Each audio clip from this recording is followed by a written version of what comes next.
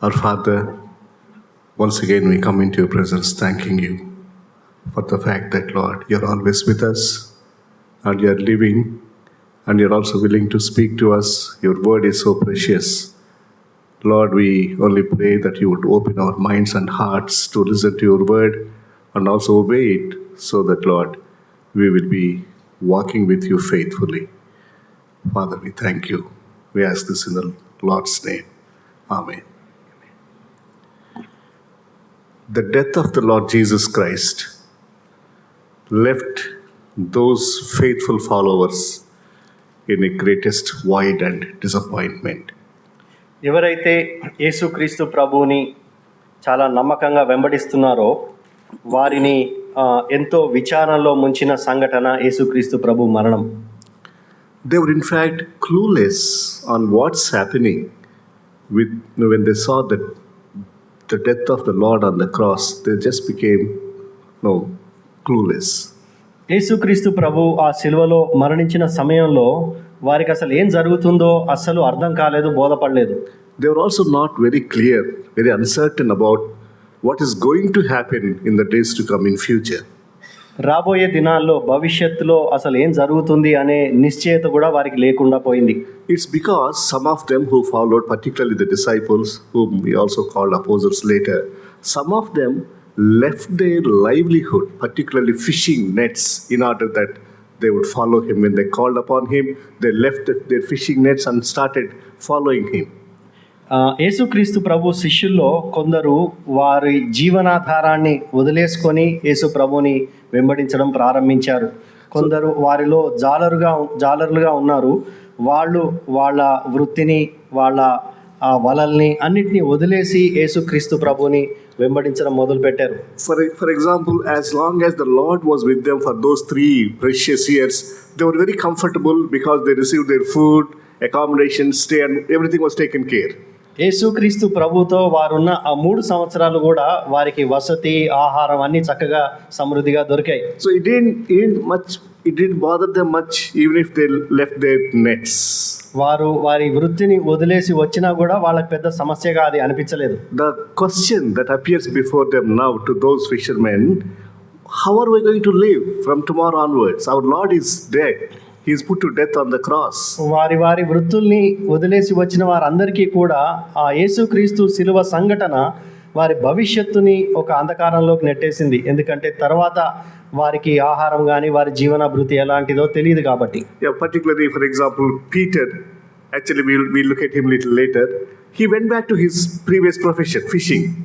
పేతురు లాంటి వ్యక్తిని కనుక మనం చూసుకుంటే ఆయన తన పూర్వ వృత్తి అంటే ఆ చేపలు పట్టే ఆ వృత్తిలోకి తిరిగి వెళ్ళిపోయాడు. And they were also gripped with fear. అంత మాత్రమే కాదు, వారు భయంతో పట్టబడ్డారు. వారికి ఎంతో భయం కలిగింది. They all knew quite well how Jesus was arrested and crucified. That was a very terrific event, and so probably very natural they were also fearful, filled with fear that might happen to them as well. యేసుక్రీస్తు ప్రభు ఎలా చెరపట్టబడ్డాడో, యేసుక్రీస్తు ప్రభు ఎలా అయితే సిలువ వేయబడ్డాడో అవన్నీ చూసి వారు ఎంతో భయంతో చలించిపోయారు. వారికి కూడా అది సంభవించవచ్చేమో అని భయపడ్డారు. So that's why we see some of them locked them up in the rooms. They were staying in the locked rooms. అందుకే వారిలో కొందరు తలుపుల లోపల గడియలు పెట్టుకొని భయంతో లోపలే ఉండిపోయారు. In contrast to that, there were few individuals who posed a challenging message today, this morning, and we are going to look at some of them. అయితే దానికి వ్యతిరేకంగా కొందరు ఉన్నారు. వారి గురించిన జీవిత సవాలుని ఉదయకాలంలో చూద్దాం. Let's turn our Bibles to Mark's Gospel, chapter 15. Mark సువార్త 15వ అధ్యాయం చూద్దాం. 42nd verse onwards. 42వ వచనం నుండి. ఆ దినము సిద్ధపరచు దినము, అనగా విశ్రాంతి దినమునకు పూర్వదినము గనుక సాయంకాలమైనప్పుడు అరిమతయయు యోసేపు తెగించి పిలాతునొద్దకు వెళ్ళి యేసు దేహము తనకిమ్మని అడిగాను. అతడు ఘనత వహించిన యొక్క సభ్యుడై దేవుని రాజ్యము కొరకు ఎదురుచూచువాడు. పిలాతు See, in such a situation where they were terrified, they were clueless, and they were seriously worried, and there was a gentleman by name Joseph of Arimathea. ఇక్కడేమో కొందరు ఎంతో భయపడిపోయి ఆ భవిష్యత్తు ఏం జరుగుతుంది అనుకునే ఆ గందరగోళ స్థితిలో ఉన్నప్పుడు యోసేపు అనే వ్యక్తిని ఇక్కడ మనం చూస్తున్నాం. He was behaving quite different. ఆయన చాలా వేరేగా ఆలోచించాడు. So he got an idea. He was thinking about the Lord Jesus. Probably he was concerned about the Lord Jesus, particularly about his burial, Jesus' burial. యేసుక్రీస్తు ప్రభువుని గురించిన ఆలోచన కలిగి అతను బహుశా ఆయన ఎలాంటి సమాధి లేకపోతే ఎలాంటి ఎలా పాతి పెట్టబడ్డాడో అలాంటి దాని గురించి ఆయన కొంత కలత చెందాడు. Usually crucifixion means the one who is put to death through crucifixion, they will not be having any kind of burial as such. ఎవరైతే సిలువ మరణం ద్వారా శిక్షించబడి అలా మరణిస్తారో వారికి మామూలుగా సమాధి చేయబడ్డం అంటూ ఉండదు. Yeah, they'll be taken away from the cross and they will be thrown into a valley kind of place where all the vultures will come and eat away and all. They will slowly decay. Their bodies will be decayed and they'll be gone. ఎవరైతే ఈ సిలువ మరణం అనే శిక్ష విధించబడి చనిపోతారో వారి దేహాన్ని తీసుకెళ్ళి ఒక లోయలో పడేస్తారో, అక్కడ వాళ్ళ పక్షులు తినేసి ఆ శరీరం అలా కుళ్ళిపోతుంది. It's such a very horrible thing even to think of. You see, for example, you think of any of your friend or relative being put to death, this kind of thing. It is very shameful and very difficult. ఒకవేళ మన సొంత వారిలో అటువంటి మరణం గుండా అటువంటి అనుభవం గుండా వెళ్తే ఎంతో అది తలుచుకోవడానికి ఎంతో భయంకరంగా ఉంటుంది. In such a situation, Joseph was concerned. He was so much concerned about giving a decent burial to the Lord Jesus. Look at it, how thoughtful he was. He was thinking of this particular aspect. అటువంటి పరిస్థితుల్లో యోసేపు యేసుక్రీస్తు ప్రభు వారి శరీరం గురించి ఆ సమాధి ఎలా చేయాలనే విషయము, ఒక గౌరవప్రదమైన సమాధి కార్యక్రమం గురించి ఆలోచించాడు. So he took some courage, he gathered some strength, and he went to the authorities requesting them to grant him Jesus' body. అతను కొంత ధైర్యం తెచ్చుకొని అధికారుల దగ్గరికి వెళ్ళి యేసుక్రీస్తు ప్రభు దేహాన్ని తనకి ఇవ్వమని అడిగాడు. And instantly he already had a tomb which he prepared for himself for his own death. When he is dead, probably he could be put there, kept there. ఆసక్తికరంగా తన కోసం తను తయారు చేసుకున్న సమాధి సిద్ధంగానే ఉంది. And the Bible tells us nobody was kept there earlier before that. Bible గ్రంథం ఏమని చెప్తుందంటే ఇంతకు ముందు ఆ సమాధిలో ఎవరు ఉంచబడలేదు అని. So Joseph tells us, or Joseph has a message for all of us, message of resurrection. He was willing to give away what he has for the Lord Jesus, and he was concerned about the decency for the Lord's burial. ఈ పునరుద్ధాన దినమందు యోసేపు ఈ చేసిన పని ద్వారా మనకొచ్చే సందేశం ఏంటంటే ఆయన యేసుక్రీస్తు ప్రభు దేహం యొక్క సమాధి గురించి ఆలోచించాడు. Can we ever think of the Lord's decency, the Lord's glory, where the Lord will be put in such a nice place? యేసుక్రీస్తు ప్రభు గౌరవం గురించి, ఆయన ఘనత గురించి, ఆయన స్థాయి గురించి మనం ఆలోచించే వారంగా ఉన్నామా? Sometimes, of course, usually we will be concerned about ourselves, how we wear, how we dress up, how we present ourselves. But are we concerned about the Lord? మనం ఎలాంటి బట్టలు వేసుకోవాలి, మనం ఎలా తయారవ్వాలి, మామూలుగా ఇలాంటి విషయాలు ఆలోచిస్తాం, కానీ యేసుక్రీస్తు ప్రభు గురించి ఆలోచిస్తామా మనం? And the second person, and this person is very, very special, usually visiting a cemetery, that too in the night, in the dark, it's not an easy thing. ఈ రెండో వ్యక్తి గురించి చూద్దాము. ఆ రెండో వ్యక్తి ఇంకా చీకటిగానే ఉండగానే ప్రభువారి సమాధిని దర్శించిన వ్యక్తి. And that person was a woman. ఆ వ్యక్తి ఒక స్త్రీ. Mark's Gospel, chapter 16, verse 1. Mark సువార్త 16వ అధ్యాయం 1వ వచనం. విశ్రాంతి దినము గడిచిపోగానే మగ్దలేని మరియయు, యాకోబు తల్లి అయిన మరియయు, సలోమేయు వచ్చి ఆయనకు పూయవల్లని సుగంధ ద్రవ్యములు కొనిరి. All the gospel writers would tell us about this woman who also equally went to the tomb when it was dark. వారు ఇంకా చీకటిగానే ఉండగానే ఆ స్త్రీలు సమాధి దగ్గరికి వెళ్ళారని అన్ని సువార్తల్లో చెప్పబడింది. And she also gathered some perfumes and all again to embalm the body of the Lord Jesus Christ. యేసుక్రీస్తు ప్రభు దేహానికి పోయాలని సుగంధ ద్రవ్యాలు కూడా కొన్నారు. What again motivated or inspired this Mary Magdalene to take such a step? ఇటువంటి ఆలోచన అసలు ఈ మగ్దలేని మరియకి ఎలా వచ్చుంటుందంటారు? When we read again about her in the Gospels, we will understand that she was a very vulnerable woman. ఈ సువార్తల్లో కనుక ఆమె గురించి చదివితే ఆమె ఎంతో ఒక సున్నితమైన వ్యక్తిగా మనం చూస్తాం. దయనీయమైన స్థితిలో ఉన్నట్టుగా చూస్తాం. All her life she suffered so much with the demonic oppression, demonic exploitation. ఆమె జీవిత కాలంలో ఎంతో కాలము ఆమె ఆ దయ్యముల బాధ చేత ఆమె ఎంతో బాధించబడింది. She suffered so much. All her life, 7 demons used to stay in her life, and they used to cause her so much of trouble and problem. She was struggling. 7 దురాత్మలు ఆమె జీవితంలో ఉండి ఎంతో శ్రమకు, ఎంతో బాధకు, వ్యధకు ఆమెను గురి చేసినట్టుగా మనం చూస్తాం. There was a time where she met with the Lord Jesus and she was relieved of all this pain.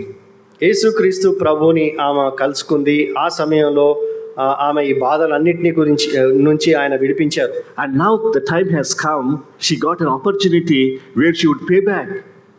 ఇప్పుడు ఒక అవకాశం వచ్చింది, దానికి ఆమె ప్రతిస్పందించి కృతజ్ఞతగా ఏమైనా చేయడానికి ముందుకు వచ్చింది. She took all the pains, all the trouble to go to that tomb early on that Sunday morning. అందుకే పెందల కడనే ఆ సమాధి దగ్గరికి వెళ్ళడానికి ఈ ఆలోచన చేసి బయలుదేరింది. So this step was motivated by such an enormous amount of love that she had for the Lord. యేసుక్రీస్తు ప్రభు కొరకై ఆమె కలిగిన అమితమైన ప్రేమలోంచి పుట్టుకొచ్చిన ఆలోచన ఇది. And another interesting that we need to understand, ఇంకొక విషయం మనం, all of them disciples including Mary Magdalene, they were not prepared, they were not going to see a living person, they were going to a dead body in fact.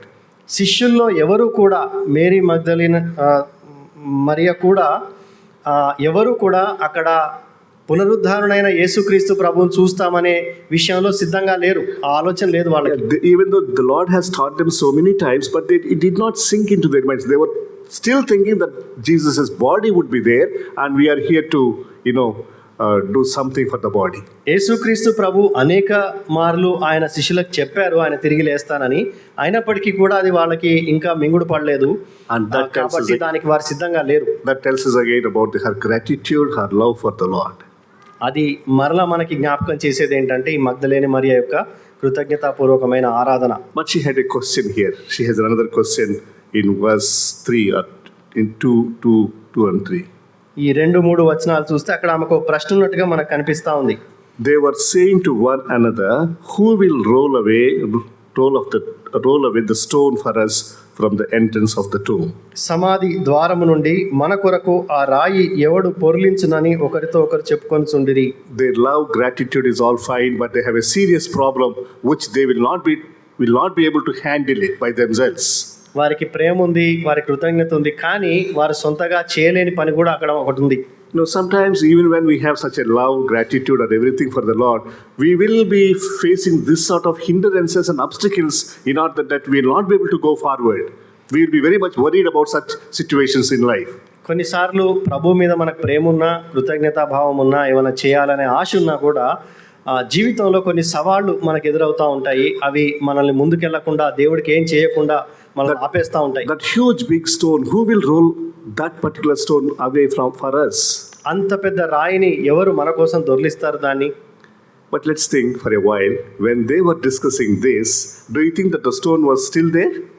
అది వాళ్ళు సంభాషించుకొని ఆలోచించుకునే సమయంలో ఆ రాయి నిజంగా అక్కడ ఇంకా ఉందా? No, it was taken away long back. అది ఎప్పుడో దొర్లించబడింది. But they did not know about it. కానీ దాని విషయము వాళ్ళకి తెలియలేదు. And the same thing, very true friends, in our lives too. మన జీవితాల్లో కూడా ఆ విషయం నిజమైందే. We will be worried so much about certain problems. We'll be discussing, conversating, pondering over so much. But it's already taken away. It's already addressed by the Lord. కొన్ని సమస్యల విషయం, కొన్ని విషయాల్లో మనం మన జీవితాల్లో కూడా ఎంతో మదన పడుతూ ఉంటాము, ఆలోచిస్తూ ఉంటాము. కానీ మనం ఏం గ్రహించము అంటే కొన్నిసార్లు ప్రభు ముందే దాన్ని తీసేశాడు. And the question that they were posing, who will roll away this stone? That means they were thinking of somebody who can help them out. అక్కడ ఎవరు మన కోసం ఈ రాయిని దొర్లిస్తారు అని ఆలోచిస్తున్నారంటే ఒక వ్యక్తి సహాయం కొరకై, ఒక మనుష్యుడి సహాయం కొరకై వాళ్ళు చూస్తూ ఉన్నారు. But the problem is already addressed. The problem is already solved. Without any human intervention, it's already done. అక్కడ మనుష్యుని అవసరం లేకుండానే అది ఆ సమస్య తీర్చబడింది. And do you know why the stone was rolled away from the tomb? అక్కడ సమాధి నుంచి రాయి ఎందుకు దొర్లించబడింది? It is not to help the Lord Jesus so that he can come out. అక్కడ యేసుక్రీస్తు ప్రభువుకి సహాయం చేయడానికి అదేదో దొర్లించబడలేదు. For that matter, nobody needs to help the Lord Jesus. The Lord Jesus needs no help, no human help. యేసుక్రీస్తు ప్రభు సమాధిలోంచి బయటికి రావడానికి ఆ రాయి ఎవరో దొర్లిస్తే ఆయన బయటికి వస్తారనే ఆ సహాయం ఆయనకు అవసరం లేదు. The stone was rolled away not to help Jesus to come out of the tomb, but to help us understand that he is not there. ఆ రాయి ఎందుకు దొర్లించబడింది అంటే యేసుక్రీస్తు ప్రభు బయటికి రావడం కోసం దొర్లించబడలేదు, కానీ మనము ఆ సమాధి లోపల ఏమీ లేదు, ఖాళీగా ఉంది, ఆయన ఇక్కడ లేడు అని గ్రహించడం కోసం. It is for our sake. The Lord knew very well that you and I will not be able to roll away the stone. It's beyond our capacity, our capability. It only needs his help, divine help and divine intervention. యేసుక్రీస్తు ప్రభు వారికి బాగా తెలుసు ఏంటంటే మన సొంత శక్తితో మనం రాయి దొర్లించలేమని, దానికి దేవుడి సహాయము, దేవుడి శక్తి అవసరమని ఎరిగి ఆయన ముందే దొర్లించేశారు దాన్ని. So the Lord knew about our love, our affection for him. The Lord also knew about our weaknesses and limitations. యేసుక్రీస్తు ప్రభు వారికి మన ప్రేమ, మన కృతజ్ఞతా భావము, మన ఆరాధన అన్నీ తెలుసు. ఆయనకు అలాగే మన బలహీనతలేంటో, మన సవాళ్ళేంటో కూడా తెలుసు. The things that we can do, we need to do, and the things that we cannot do, he will do. మనము చేయగలిగింది మనం చేయాలి, మనం చేయలేనిది ఆయన చేస్తాడు. He will very, very well take care of those things. Let us be very sure about it. వాటి విషయంలో ఆయన తప్పకుండా పట్టించుకుంటాడు. దాని విషయమైన నిశ్చయత మనం కలిగి ఉండాలి. And friends, it is very, very true. There are certain things in our lives that we cannot handle them at all. No way. కొన్ని విషయాలలో మనం వాటి విషయమై ఏమీ చేయలేము. And even before you take them to the Lord, that's already taken care. He knew it and he has done something about it. కొన్నిసార్లు వాటిని ఇంకా ప్రభు దగ్గరికి తీసుకెళ్ళక ముందే ఆయనకి ముందుగానే వాటి గురించి తెలుసు. ఆయన వాటి గురించి పట్టించుకున్నాడు, ఆ సమస్యలను తీర్చే ఉంటాడు కూడా. And the Lord has a mission for Mary Magdalene. ఈ మగ్దలేని మరియ విషయమైన ఒక మిషన్ యేసుక్రీస్తు ప్రభు కలిగి ఉన్నారు. Verse 7 of chapter 16 of Mark's Gospel. 7వ వచనం చూద్దాము. మీరు వెళ్ళి ఆయన మీకంటే ముందుగా గలిలయలోనికి వెళ్ళుచున్నాడనియు, ఆయన మీతో చెప్పినట్టు అక్కడ మీరు ఆయనను చూతురనియు ఆయన శిష్యులతో పేతురుతోనూ చెప్పుడనెను. The mission that Mary Magdalene was given, it's very interesting. We knew about Mary, we studied about Mary. She was a person all her life. She suffered so much with this demonic oppression.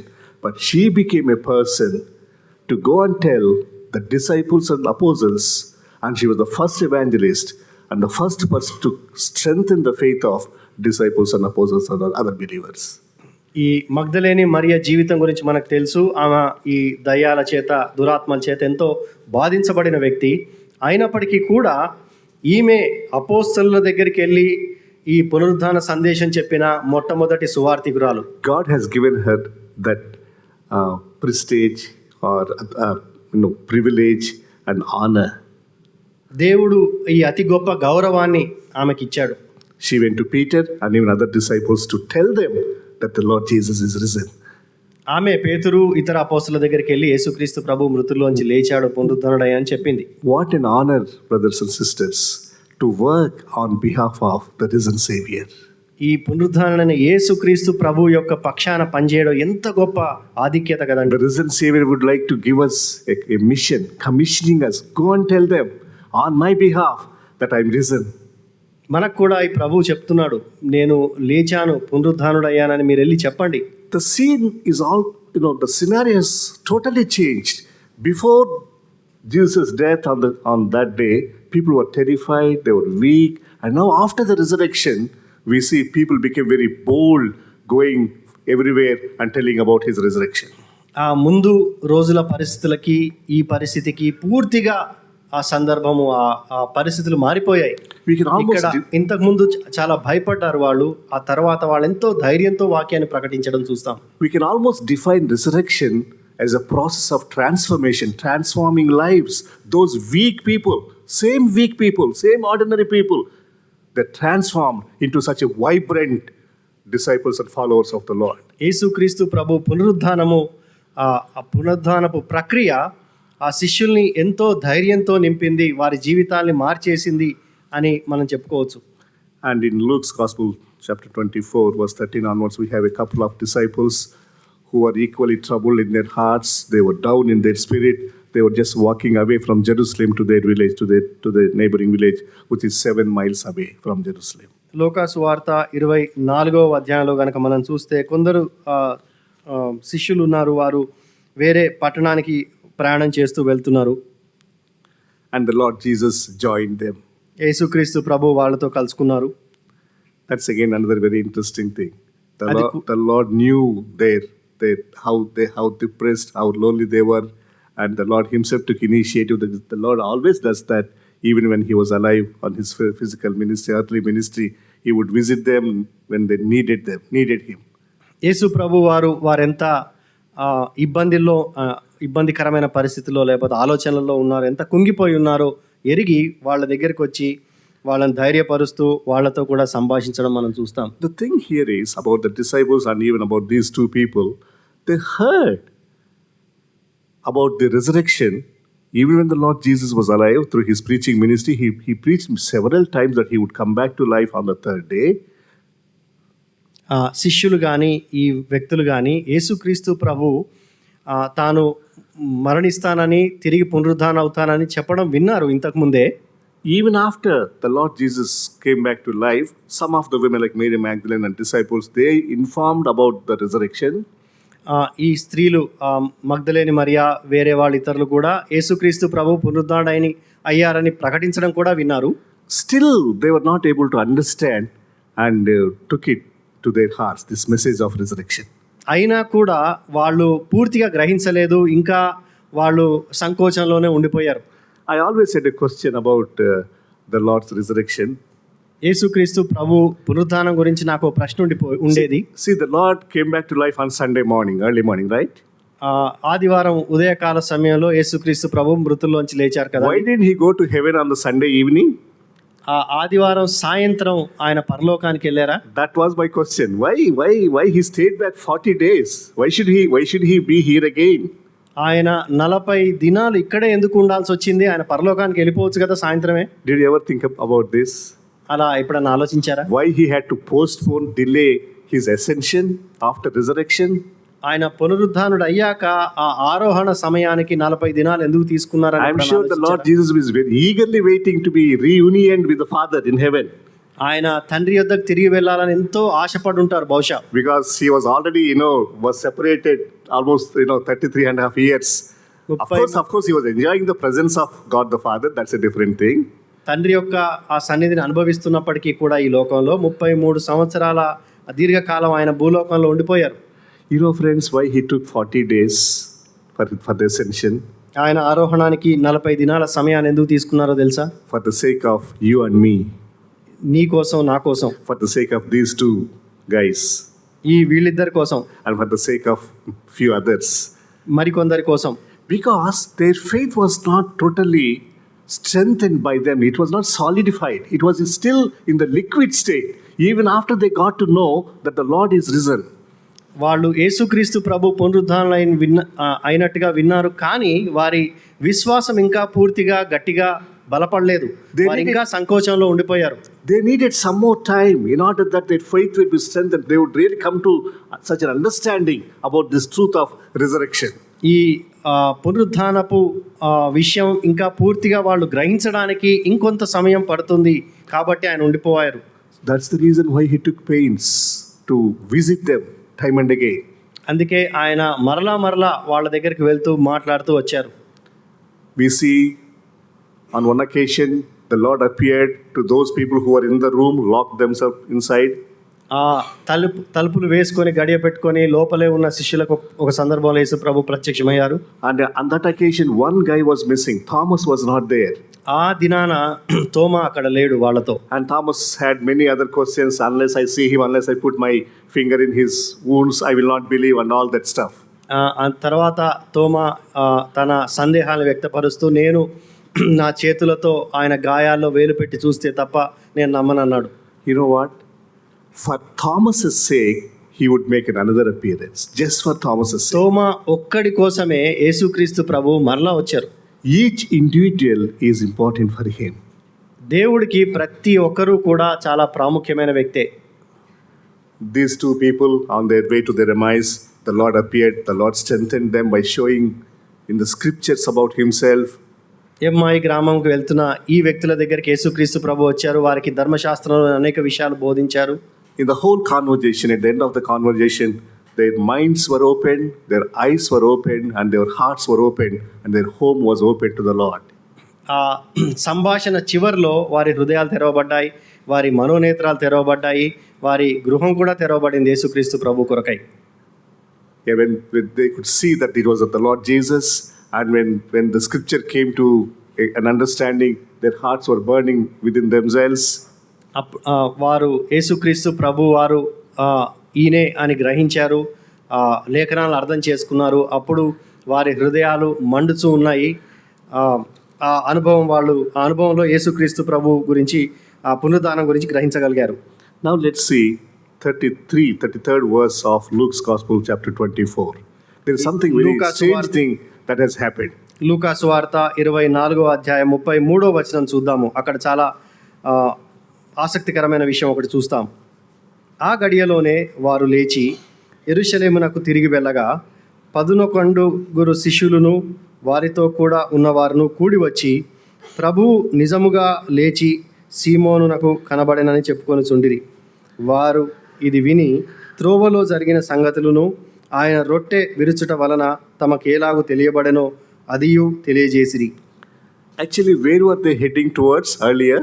వాళ్ళు ఇంతకుముందు ఎక్కడికి వెళ్తా ఉన్నారు అసలు? From Jerusalem to Emmaus. వాళ్ళు యెరూషలేం పట్టణం నుండి ఎమ్మాయి గ్రామానికి వెళ్తా ఉన్నారు. Now where did they reach? Which place they came? వాళ్ళు ఎక్కడికి వచ్చారు అసలు?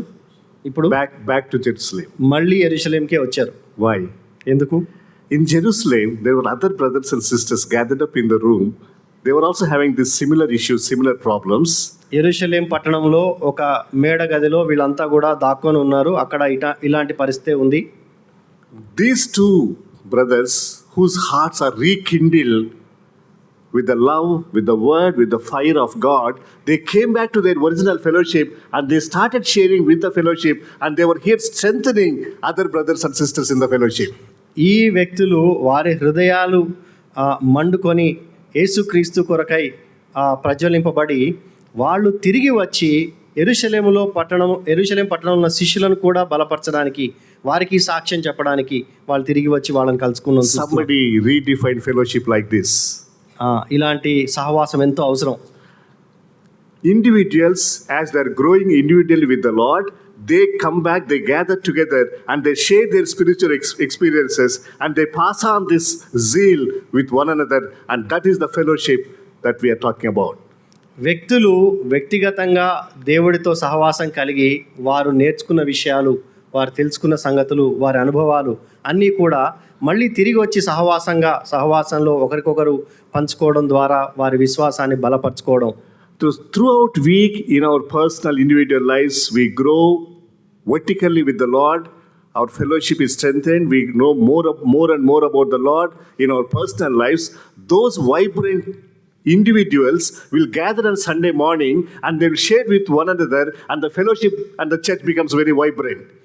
వారమంతా కూడా దేవుడితో వ్యక్తిగతంగా మనం నడిచి, దేవుడితో సహవాసం చేసి, ఆయన దగ్గర నుంచి నేర్చుకొని అనుభవాలు కలిగి, ఆదివారం ఆ వ్యక్తులంగా మనందరం కూడుకొని మనం ఒకరితో ఒకరం ఆ అనుభవాలు పంచుకొని ఒకరి విశ్వాసాన్ని ఒకరం బలపరుచుకునే వారంగా ఉండాలి. Usually what we think about the Sunday worship is preacher will be preaching, he will be sharing God's word, we all will be strengthened. That's fine, that's true. మామూలుగా ఆదివార ఆ కార్యక్రమం గురించి మనం ఏమనుకుంటామంటే వర్తమానికులు వర్తమానం చెప్తారు, అందరం కూడా వినేసి వెళ్ళిపోవచ్చు అనుకుంటాం. The other way around is also true. వేరే పరంగా చూడడం కూడా నిజమైన విషయమే. All through the week you are having a very vibrant relationship in your personal life with the Lord. You are really enjoying your time with the Lord, and you are coming here, gathering together. We are all gathering together and we are sharing that vibrant fellowship. వారం అంతా కూడా దేవుడితో అనుభవాలు కలిగి ఆ వారం తర్వాత చివరిలో ఆదివారం రోజు మనందరం కలుసుకొని అనుభవాలు పంచుకోవడం, అది కూడా సరైందే. And there was one person post resurrection whom the Lord invited time and again. ఒక వ్యక్తిని యేసుక్రీస్తు ప్రభువారు మరలా ఆహ్వానించారు ఆయన పునరుద్ధానం తర్వాత. and that was the one who went back to his old profession. ఏ వ్యక్తి అయితే ఆయన మళ్ళీ ఆయన వృత్తిలోకి వెళ్ళిపోయాడు ఆ వ్యక్తిని. Luke 5 and John 21 are almost similar stories. Luke's Gospel 5th chapter and John's Gospel 21st chapter are almost same. లూకా సువార్త 5వ అధ్యాయము, యోహాన్ సువార్త 21వ అధ్యాయము రెండు కూడా ఆ విషయాల గురించి చెప్తున్నాయి. Now here Peter had a special encounter with the risen Savior. పేతురుకి యేసుక్రీస్తు ప్రభు పునరుద్ధానుడు అయిన తర్వాత కలుసుకోవడం ఒక ప్రత్యేకమైన అనుభవం. 3 times the Lord asks the same question. 3 సార్లు యేసుక్రీస్తు ప్రభు మరలా ఒకటే ప్రశ్న అడిగారు ఆయన్ని. Do you love me? నువ్వు నన్ను ప్రేమిస్తున్నావా? Do you love me more than these? వీరికంటే నన్ను ఎక్కువగా ప్రేమిస్తున్నావా?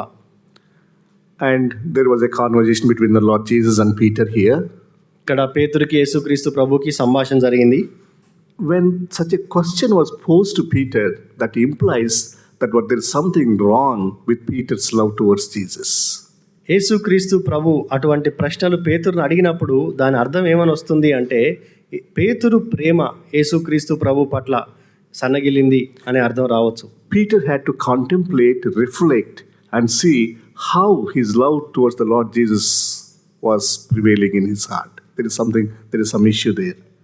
పేతురు తనకి యేసుక్రీస్తు ప్రభు పట్ల ఉన్న ప్రేమ సన్నగిల్లిందా అనే విషయము ఆలోచించే రీతిలో యేసుక్రీస్తు ప్రభు ఆ ప్రశ్నలు సంధించారు. Of course Peter loved the Lord Jesus.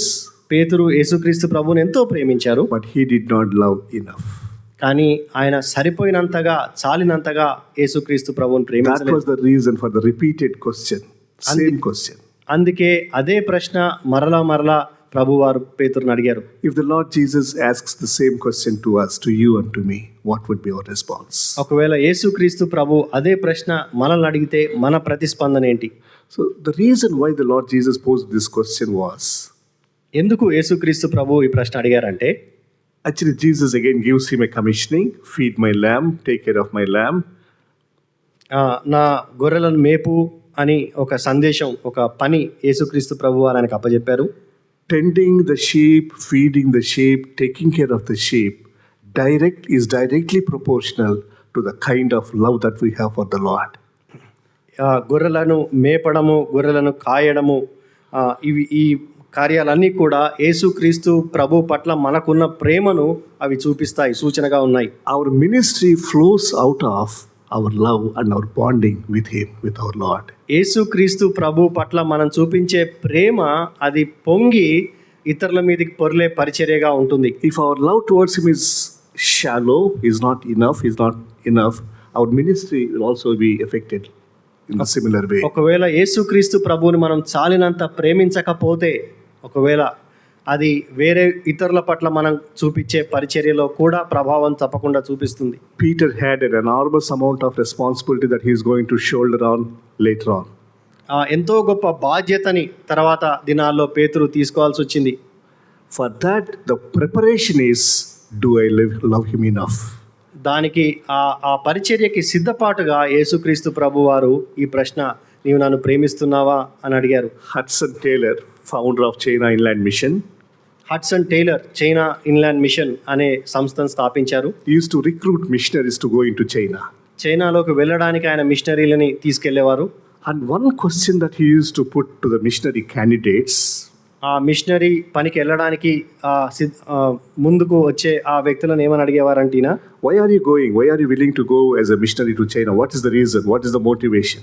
చైనాకి వెళ్ళడానికి మిమ్మల్ని పురికొల్పింది ఏంటి, ఎందుకు అసలు మీరు ముందుకు వచ్చారని అడిగేవారు ఆయన. There could be many answers like Chinese are lost, they do not know the gospel, there is a lot of need. చైనాలో ఎంతో మంది ప్రజలకి దేవుడు తెలియదు, చైనాలో ఎంత అవసరత ఉంది, ఇలాంటి జవాబులు వచ్చాయి. But Hudson Taylor would look for an answer which reflects their love for the Lord. కానీ హడ్సన్ టైలర్ గారు దేనికోసం చూసేవారు అంటే, ఆ మిషనరీ పనికి వెళ్ళడానికి వచ్చిన వాళ్ళలో దేవుడి పట్ల ప్రేమ ఉంది, దానికోసం మేము వచ్చాము అని చెప్పే జవాబు కోసం చూసేవారు. Of course, concern for the lost people is good, is fine, no problem. But we need to have concern and burden and passion, that's fine. నశించే ఆత్మల పట్ల భారం ఉండాలి, అది మంచిదే. కానీ more than that, above everything, is our love for the Lord that matters. దేవుడి పట్ల ప్రేమ వల్ల ఈ పరిచర్య భారం పుట్టుకురావాలి. The ones who love the Lord so passionately, the way they serve and the others they serve is different. దేవుని పట్ల ఉన్న ప్రేమతో పరిచర్య చేయడము వేరే రకంగా, వేరే ఉద్దేశాలతో చేయడం, అందులో ఎంతో వ్యత్యాసం కనిపిస్తుంది మనకి. May we be also the such transformed lives post resurrection. ఈ పునరుద్ధాన కాలం తర్వాత మనము అటువంటి ప్రభావవంతమైన జీవితం జీవించుదుం గాక. Yes, brothers and sisters, we all knew well, even in India, it's becoming very difficult to follow the Lord, to be a disciple for the Lord in India is not that easy as earlier. భారతదేశంలో కూడా ఇప్పుడు కష్టతరమైన పరిస్థితులు వస్తున్నాయి. మనం యేసుక్రీస్తు ప్రభువుని వెంబడించడం కానీ, క్రైస్తవులుగా ఉండడం కానీ ఈ దేశంలో ఇప్పుడు అంత సులువుగా కాదు. We need such courage like Joseph the Arimathea. అరిమతయ యోసేపు లాంటి ధైర్యం మనకు కావాలి. We need to be willing to take that initiative in spite of any hindrance, any obstacle for the Lord, like Mary Magdalene. మనకి ఎటువంటి ఆటంకాలు వచ్చినా, ఎటువంటి అడ్డంకులు వచ్చినా మగ్దలేని మరియ వలె ముందుకెళ్ళే అటువంటి పురికొల్పు కావాలి. May our hearts be rekindled through the study of meditation of scriptures like those two guys on the way to their Emmaus. ఎమ్మాయి గ్రామానికి వెళ్ళేవారు, వాళ్ళకి ఎంతో ఆశ, తృష్ణ ఈ ధర్మశాస్త్రం పట్ల ఉన్నట్లుగా మనకు కూడా వాక్యం పట్ల ఆసక్తి కావాలి. May our hearts be filled with such a passionate love for the Lord which would motivate us to live for Him and serve Him. మనకు కూడా దేవుణ్ణి సేవించి దేవుడి పరిచర్యలో ముందుకు సాగే దేవుడి పట్ల ప్రేమ మనకు కావాలి. And we too can rewrite a new chapter for the church history in the days to come. మనం రాబోయే దినాల్లో ఈ సంఘ చరిత్రలో ఒక కొత్త పుటం రాయగలిగిన పరిచర్య మనం చేయగలగాలి. If the Lord tarries, ఒకవేళ ఇంకా ప్రభు రాకడ ఆలస్యం అయితే, we will celebrate another resurrection day in 2026. మనము వచ్చే సంవత్సరం కూడా పునరుద్ధాన దినం జరుపుకుంటాం. And the years to come, ఇంకా వచ్చే సంవత్సరాల్లో కూడా may our lives, may our names be like that in the hands of the resurrected Lord, the risen Savior. యేసుక్రీస్తు ప్రభు యొక్క పునరుద్ధానుడైన యేసుక్రీస్తు యొక్క ఆయన చేతుల్లో మన పేర్లు ఉండాలి. No hindrance, no obstacle can stop you from going forward. No huge stone, no way. ఏ ఆటంకాలు, ఏ అడ్డంకాలు కూడా మనల్ని ఆపజాలవు. Our Lord is powerful. The Lord is almighty. The Lord is great. He will just take care of the things that he needed to take care. ప్రభు గొప్పవాడు, శక్తిమంతుడు కాబట్టి ఆయన ఆ అడ్డంకులన్నింటినీ కూడా తీసివేస్తాడు. What we can do, we need to do. మనము చేయగలిగింది మనం చేయాలి. Let's pray. ప్రార్థన చేసుకుందాం. Father God, thank you because you are alive today. The risen Lord is speaking to us even now. It is not our words, but your words, O Lord. You are so much willing to take pains, to take initiative, to meet us at the point of our need. You know us, Lord. You know where we have failed. You know our failures. You know our weaknesses and limitations. And you're always there, Lord, to strengthen us, to bring us back to yourself.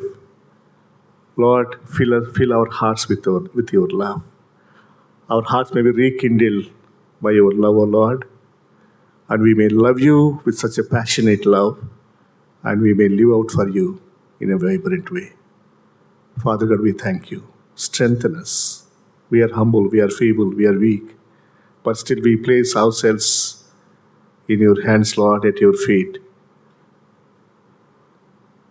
to be strengthened by you, to be transformed by you at this point of time in our country, in our nation. Father God, we thank you, Lord. Bless us, strengthen us. In Jesus' precious name. May the love of God the Father, grace of the risen Savior, and abiding presence of the Holy Spirit be with us now and forevermore. Amen.